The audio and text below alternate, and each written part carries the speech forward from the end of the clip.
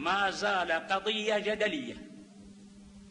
لقد نجح عبد العزيز بفضل الله في تحويل الفرقة إلى وحدة، والشتات إلى جمع، والبغضاء إلى محبة، والتجافي إلى تلاقي، والاضمحلال إلى شموخ، بسبب إيمانه بمقصده واعتماده على ربه.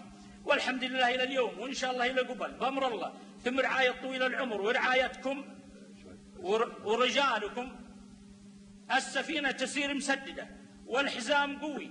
ونقول للأعداء المجاهرين والمتربصين: موتوا بغيظكم.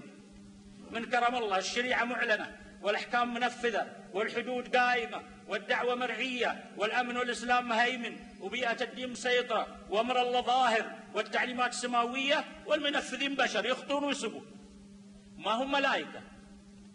والواجب علينا عوام الناس، مثل ما نشكر المسؤول إذا أصاب ندعو له بظهر الغيب إذا أخطأ.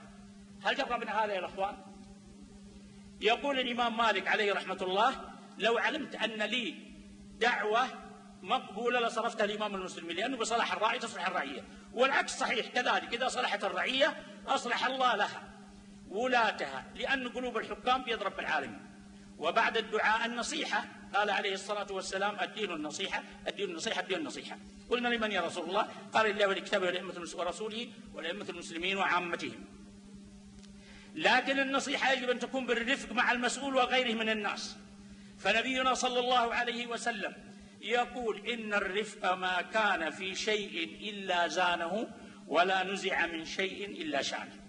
وتكون مع الإخلاص والإكرام والاحترام، وليس التباهي والتشهير، لأن النصيحة إذا كانت على الملأ تصبح فضيحة، ولا أحد يقبل الفضيحة.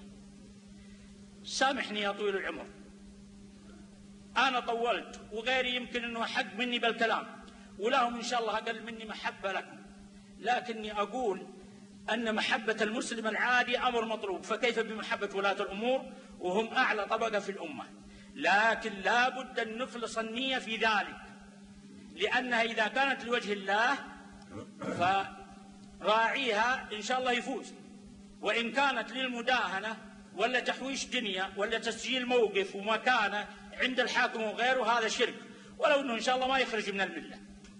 وأنا يا شايب إذا هوجست بشيء ما أعرف أرده، غير ما سامحني، وأشوف أني بديت أطلع عن الخط وأسوي نفسي شيخ، أقول هذا شرك وهذا توحيد وهذه بدعة، وأنا والله أعرف أني دون ذلك، وأعرف بنفسي منكم، وربي أعرف مني بنفسي، وعساكم سالم مني يا طول العمر. بارك الله فيك. السلام عليكم.